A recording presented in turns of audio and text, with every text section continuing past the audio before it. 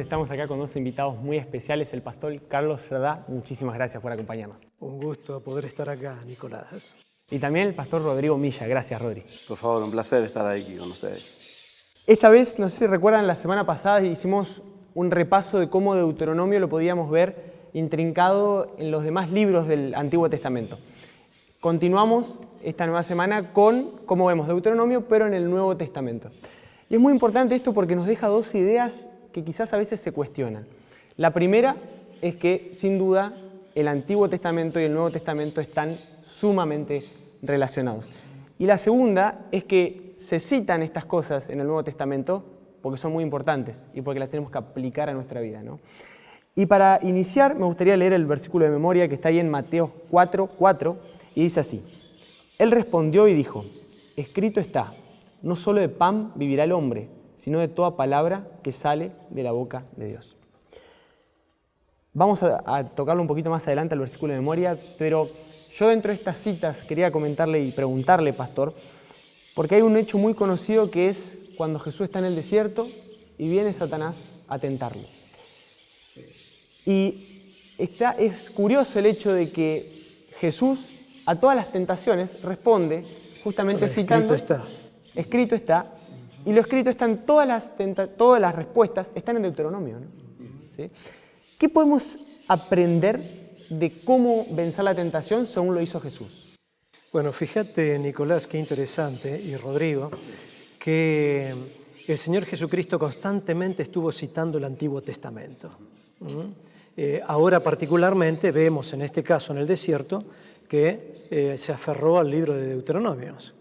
En otras oportunidades a otros libros de la Biblia, ¿verdad? Pero siempre citando el Antiguo Testamento. Y entonces, cuando yo estudiaba esta realidad, pensaba mucho, se me fue la mente, quizás por el hecho de que me he metido un tanto también en la filosofía, en la sociología, se me fue la mente a Arquímedes, este filósofo griego que vivió por allá por entre el 200, 300 antes de Cristo. Y qué interesante que él es el que llegó a decir una frase clave, lo de la palanca, ¿no? Denme un punto de apoyo, denme una palanca y moveré el mundo. Entonces es interesante que el ser humano necesita un lugar sólido a partir del cual entonces encontrar cierta estabilidad o estabilidad.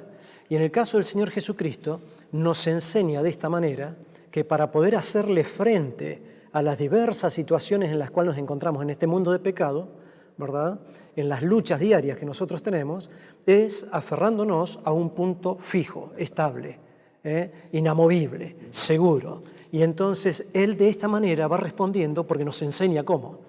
Entonces fíjense ustedes que en el desierto, y ahí voy respondiendo la pregunta tuya, Nicolás, en el desierto Él cita las tres tentaciones con las cuales se le aparece Satanás, ¿no es cierto? En las tres oportunidades, él recurre a una respuesta a partir del escrito está.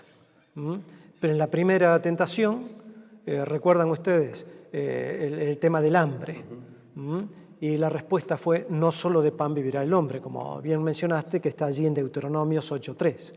Por otro lado, en la segunda tentación, también encontramos en que en el caso del diablo va progresivamente tratando de minar o de lograr atraparlo, como también lo intenta con nosotros. Es decir, lentamente tratando de conquistarnos, ¿correcto?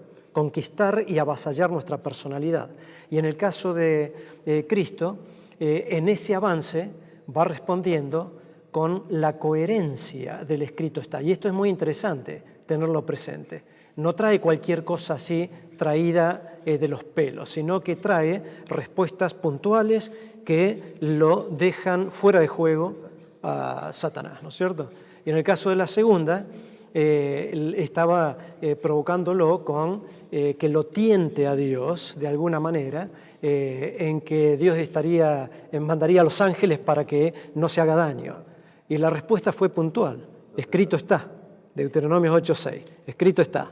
¿No es cierto? No tentarás a Jehová tu Dios. Y esto nos enseña mucho, porque no debemos probarlo, ¿no es cierto? Tentarlo a Dios, poniéndolo en tela de juicio en cualquier circunstancia o experiencia de nuestra vida. Y la última, la tercera, es el escrito está cuando ya avanzó más, y en ese avance era te daré todos los reinos de la tierra si postrado me adorares, que es lo que persigue finalmente el diablo, persigue nuestra entrega a Él y dependencia de Él. Y otra vez el Señor Jesucristo, citando a Deuteronomios, nuevamente allí 6:13, ¿verdad?, en donde dice directamente solamente a Jehová tu Dios servirás, adorarás y servirás. Escrito está. Me parece maravillosa respuesta, ¿no? Y quizás tomando este concepto de adoración, quizás ir un poquito a Apocalipsis, ¿no? Y pensar en ese libro que habla acerca de la revelación de Jesucristo. Y creo que el gran conflicto en el tiempo del fin, y que menciona Apocalipsis, tiene que ver con la adoración. ¿Sí?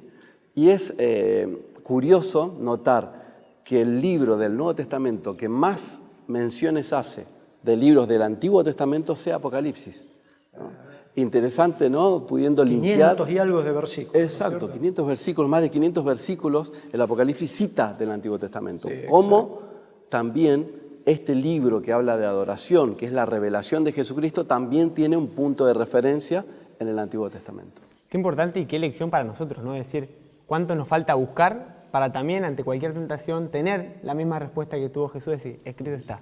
Tengo mi base firme de arraigarme y seguir el ejemplo como hizo Jesús, ¿no? Y otra lección, Rodri, Sí. que podemos encontrar, que algo me llamó mucho la atención, porque también algo que se repite mucho, están Sí, ahí sí. en Deuteronomio 10, 17.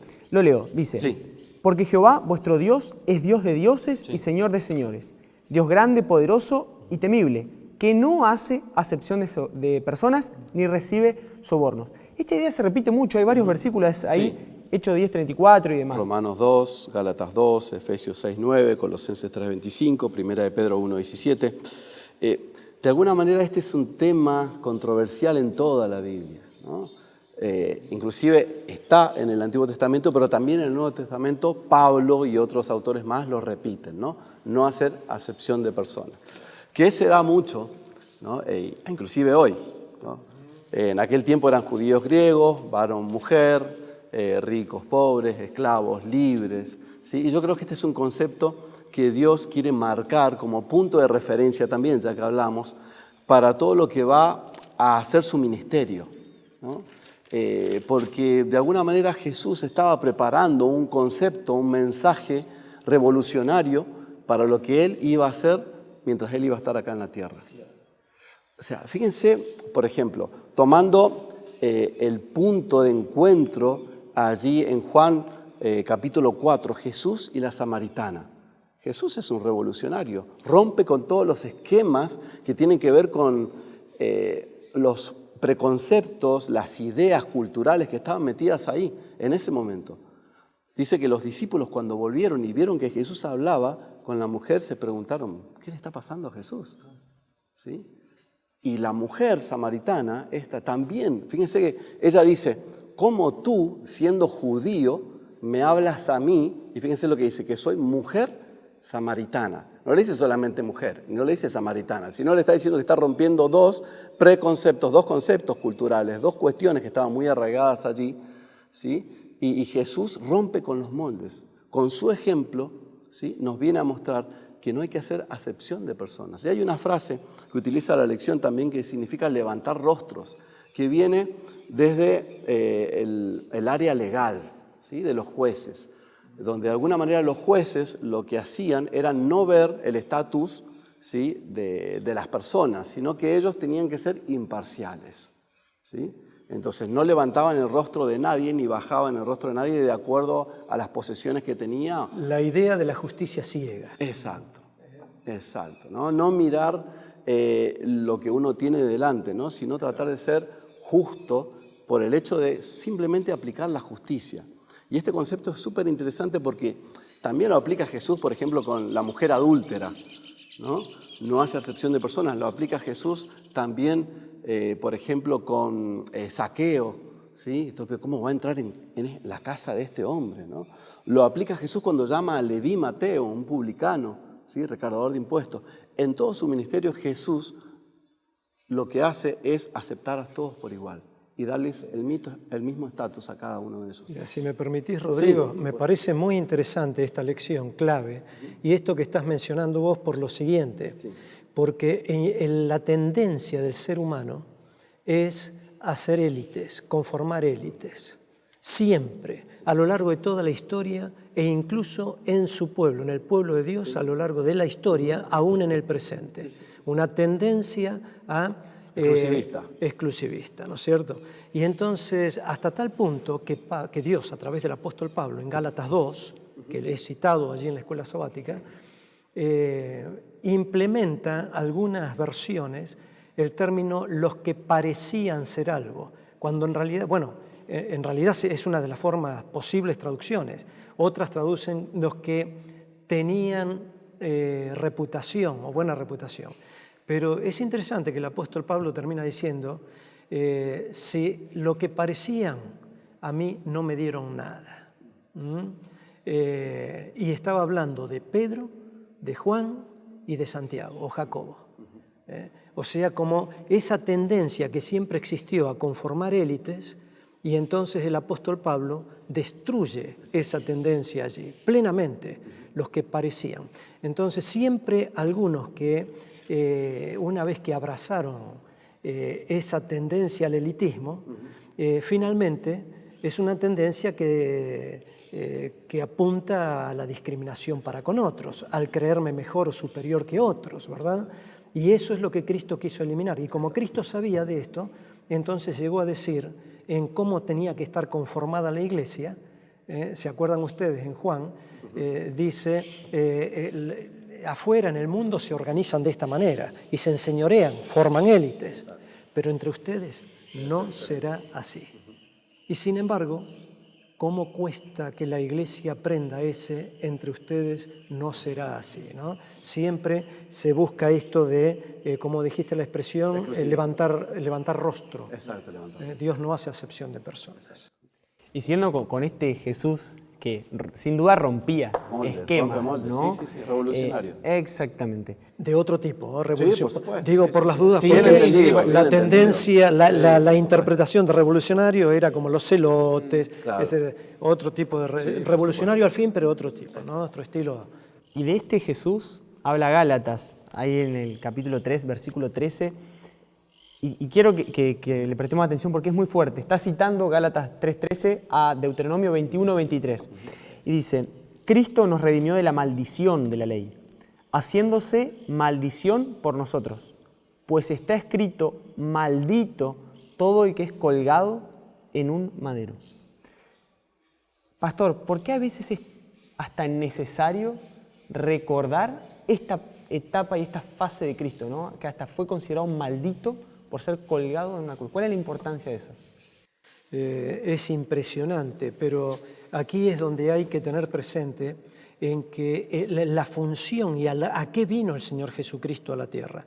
Por eso, cuando en algún momento, ustedes recuerdan en el Monte de la Transfiguración, cuando se le acercó Pedro y le dice, Señor, ¿por qué no hacemos aquí 3 enramadas, ¿no es cierto? Y nos quedamos y nos salvamos nosotros, en otras palabras. Y el Señor Jesús le llamó la atención y le dice, yo para esto he venido. Y aquí hay una tremenda lección importantísima, y es precisamente que Cristo tenía muy clara la función a la cual Él había venido aquí, ¿no es cierto? Y había venido con el objetivo de darnos la posibilidad de la salvación. La paga del pecado es muerte, el pecado es transgresión a la ley, eso es muy conocido, lo sabemos todos. Y entonces todos somos pecadores y estamos destituidos de la gloria de Dios. Y Cristo vino y se ofreció voluntariamente para experimentar la segunda muerte allí en la cruz. Y entonces aparece esto de que se hace pecado, ¿no es cierto? El pecado, digamos, en que toda la culpa nuestra queda canalizada a través de Él, y de esta manera nos da la posibilidad que nosotros quedemos totalmente libres, pero el que quiere, porque Él nunca obliga a nadie. El que quiere y el que acepta lo que Él ofrece. Por eso estaba muy preocupado allí el apóstol Pablo con los... en este pasaje que terminaste de leer en Gálatas, y termina, hace una pregunta allí. ¿Quién os fascinó para no obedecer la verdad? O sea, ¿quién los convenció? Porque finalmente empezaron a desviarse hacia una gracia barata. Empezaron a desviarse hacia una cuestión de que podían, ¿no es cierto?, esquivar el tema de la ley, o al revés, o por sí mismo, guardando la ley, y que no había necesidad de echar mano del sacrificio de Cristo. Y eso es, sin ninguna duda, fatal. El problema, dice allí en Deuteronomio 27-26, ¿no? El problema no es la obediencia a la ley, sino la dependencia de ella. Y ese es el problema de los legalistas, aquellos que van y le ponen el foco a la ley. Lo mismo puede pasar en la actualidad. Por ejemplo, ¿ser vegetariano es bueno? Claro que es bueno, cuidar de la salud. El problema es si en el foco tenés la alimentación y Cristo queda en el costado, en la periferia.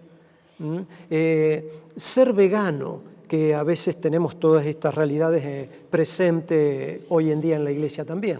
¿Ser vegano es malo? No, no es malo cuando hay una dieta equilibrada. El tema radica si eso se convirtió en el foco y perdiste el equilibrio, y entonces perdiste la dependencia de Cristo. Siempre Cristo ha de ser el foco y la dependencia absoluta de Él, y Él es el que nos va a dar el equilibrio correspondiente. Los Gálatas habían sido convencidos por vientos que soplaban, vientos de doctrinas extrañas, y esto, otra lección tremenda a mi modo de ver, es saber estar atentos y no estar dependiendo de las personas, no estar dependiendo de cualquier soplo de doctrina, sino que solo de Cristo, y entonces venga lo que venga, vamos a estar seguros. Exacto. Yo creo que un punto importante que decías, Carlos, es el hecho del equilibrio, ¿no? Siempre los extremos son un poco negativos y también confusos. Muy peligrosos. Exacto. Hay una cita de Elena de White, si me permitís, Nicolás, dice así: ninguno, sino Cristo, podía redimir al hombre de la maldición de la ley y colocarlo otra vez en armonía con el cielo. Cristo cargaría con la culpa y la vergüenza del pecado, que era algo tan abominable a los ojos de Dios, que iba a separar al Padre de su Hijo. Y esto a lo mejor lo mencionamos o lo desarrollamos un poquito más, a lo mejor en otra pregunta. Seguimos con el tema de los paralelismos y las citas entre los dos libros, entre las dos partes de la Biblia, el Antiguo y el Nuevo Testamento. Y en Hechos 7:37 menciona otra verdad muy importante. Esteban, perdón. Menciona así: este Moisés es el que dijo a los hijos de Israel: profeta os levantará el Señor vuestro Dios de entre vuestros hermanos, como a mí, a él oiréis. Citando ahí Deuteronomio 18:18. ¿Quién era este profeta, Rodri? Exacto. Bueno, quiero leer Deuteronomio 18:18, de que dice: un profeta como tú, está diciendo Dios a Moisés, les levantaré en medio de sus hermanos, pondré mis palabras en su boca y él les dirá todo lo que yo les mande. Es interesante porque esta es una profecía que él está haciendo de sí mismo, ¿no? Pedro en Hechos capítulo 3 lo menciona, lo dice la lección, y después lo vuelve a repetir Esteban en este gran discurso que él da justo antes de su muerte, ¿sí? Y es Jesús mismo el que iba a venir para poder ser ese profeta, ¿no? De alguna manera, Moisés era prefiguraba, exacto, el tipo, y Jesús era el antitipo, ¿no?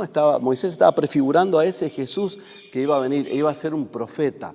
No solamente un profeta, sino más que un profeta, iba a ser un redentor, ¿sí? Con todo lo que eso implica. Más que un redentor, el redentor. El redentor, exacto, ¿no? El Goel, ¿no? El redentor, aquel que iba a poder redimirnos a nosotros de nuestros pecados. Y es interesante esta palabra también, no profundiza la lección, pero quiero hacer énfasis en esto porque profeta y el redentor, la palabra redentor tiene que ver con la esclavitud, ¿no? Un esclavo por sí mismo no podía liberarse o pagar su propia liberación, ¿sí? Entonces, era el amo, o sea, el esclavo estaba allí puesto para la venta, entonces era aquellos que estaban allí que podían comprarlo, pagar su precio, ¿sí? Él no podía liberarse, entonces pagaban el precio, ¿sí? Y ellos tenían la opción de poder liberar a ese esclavo o tenerlo y llevarlo a su hacienda, a su lugar y mantenerlo como esclavo, ¿sí? O sea que el esclavo siempre iba a ser esclavo. O sea, yo lo podía tener 10 años allí y después lo volvía a llevar a ese lugar y lo volvía a ofrecer, ¿no? Con unas cualidades y lo ponía al mejor postor. Ahora, lo que hace Jesús con nosotros, como el Redentor, nosotros esclavos del pecado, es pagar el precio que nosotros no podíamos pagar de nuestra libertad, ¿no? Entonces paga el precio y de esa manera ahora nos libera y nos da la posibilidad de que nosotros ahora podamos elegir ser libres en Él, ¿sí? O volver al pecado. Y tiene que ver con lo que vos mencionabas, ¿no? También de la justificación por la fe, ¿no? De esa elección, de ese equilibrio, de ese elegir a Jesús y la salvación. Claro, exacto. Hasta incluso, perdón Nicolás, hasta incluso es interesante porque vos mencionaste allí, seguía siendo esclavo, pero antes éramos esclavos oprimidos, sin libertad de elección. Y de esta manera Cristo nos da la libertad. ¿Quieren seguir siendo esclavos de Él o quieren depender de mí en donde serán libres plenamente, ¿no? Y esto me gustó que mencionaran ustedes porque una de las dos incluye tener por poco el sacrificio, ¿no? Que el sacrificio de Jesús no valga para mí, sino tomar la decisión opuesta a lo que es. Y me gusta ahí lo que dice en Hebreos 10, 28, dice: el que viola la ley de Moisés por el testimonio de 2 o 3 testigos muere irremisiblemente. ¿Cuánto mayor castigo pensáis que merecerá el que pisotee al Hijo de Dios y tenga por inmundicia la sangre del pacto en la cual fue santificado y ofensa al Espíritu Santo? Pastor, ¿cómo es esto de pisotear a Jesús o la sangre, o tener por inmundicia a la sangre de Cristo? Como mencionábamos hoy, Nicolás, lo de considerar bajarle o quitarle el precio a lo que Cristo hizo en la cruz del Calvario. ¿Y de qué manera le quito valor a esto? Considerando que puede haber otros intercesores, no solamente él, sino que puede ser el apóstol Pablo, puede ser algún ser querido que ha fallecido, para con aquellos que creen en la inmortalidad del alma, entre comillas, porque sabemos que la Biblia es clara de que el que peca muere, el alma que pecare esa morirá, en todo sentido, ¿verdad? Deja de ser. Y bueno, entonces buscar otros intercesores es depositar la fe en otras realidades y no en donde corresponde, no en la roca, en donde tenemos la seguridad, como mencionábamos hoy más temprano. Y por otro lado, es interesante destacar allí que dice: horrenda cosa es caer en manos del Dios vivo. Y entonces el Señor Jesús sufrió la muerte segunda y como consecuencia experimentó la separación del Padre, porque se convirtió en horrenda cosa, se cosificó, un término que se utiliza tanto hoy en día en el mundo de las ciencias sociales. Cuando uno va al libro de Jueces, por ejemplo, de Josué, allí nos encontramos con Acán. Acán había cometido un pecado, que se había quedado con un manto babilónico, un lingote de oro, y lo escondió por allí. Y el problema es que, ¿por qué fue muerto? ¿Por qué eran muertos todos los pueblos cananeos? Y Dios daba la orden de que sean todos estos, que se les quite la vida. ¿Por qué Sodoma y Gomorra cayó fuego del cielo y los destruyó? Porque pasaron a abrazar el pecado, a amar el pecado, y por lo tanto se hicieron pecado. Entonces Dios ama al pecador y aborrece el pecado. Pero cuando el pecador abraza el pecado y lo hace carne, entonces se convierte en horrenda cosa a los ojos de Dios. Es lo que en el Antiguo Testamento se le llama el decreto de Jerem, que es, ¿no es cierto?, es maldito a los ojos de Dios. Entonces, por esta causa y ante esta realidad, el Señor Jesucristo experimenta esta muerte, por eso su gran angustia, su tremendo dolor, y por eso en que dice sus últimas palabras allí, ¿no es cierto?, antes de morir, y comprender la soledad allí. Se separó y todo lo hizo por nosotros. Entonces, cuando voy yo, va cualquiera, y le quita valor a lo que Cristo hizo en la cruz, pues entonces, sin ninguna duda, en que no estamos entendiendo, y si no estamos entendiendo por pecado, por yerro, bueno, todavía Dios nos sigue orientando, pero cuando esa mano alzada, que se desprecia, como fue lo que hicieron allí en Misá y en Meribá, correcto, allí en el Antiguo Testamento, en el desierto, vino el juicio. Lo mismo pasó con Sodoma y Gomorra, horrenda cosa, y llegó el juicio. Y lo mismo pasará al final del tiempo, horrenda cosa, y vendrá el juicio. Y entonces nosotros tenemos, mientras tanto, la oportunidad de darle la importancia que corresponde y no quitarle valor a la gracia. Entonces, Él es el que nos salva y no mi fe. Quizás, sí, exacto. Quizás cerrar con un versículo aquí en 1 Timoteo, capítulo 2, versículo 5. Este es un versículo que me marca sobre lo que está diciendo acá el pastor Carlos, que tiene que ver con el único mediador. Dice 1 Timoteo 2, 5, pues hay un solo Dios y un solo mediador entre Dios y los hombres, Jesucristo, hombre. Y quizás me permitís solamente agregarle a eso nomás, recordar Apocalipsis 14, 12. Cuando dice, aquí está la paciencia de los santos, los que guardan los mandamientos de Dios y la fe de Jesús, que involucra los mandamientos de Jesús, para hacerlo carne. Sin lugar a duda tratamos de recorrer un poco todo lo que es Deuteronomio plagado en el Nuevo Testamento. Nos faltaría un montón de tiempo, ¿no? Porque da mucho para hablar, pero es un tema que muy importante y que siempre se resume a lo mismo, ¿no? Jesús, ¿sí? Tener el sacrificio de Jesús como el centro. Esperamos que haya sido de bendición y si así fue, que lo puedas compartir con tus familiares, con tus amigos, para que más personas puedan conocer acerca de Jesús.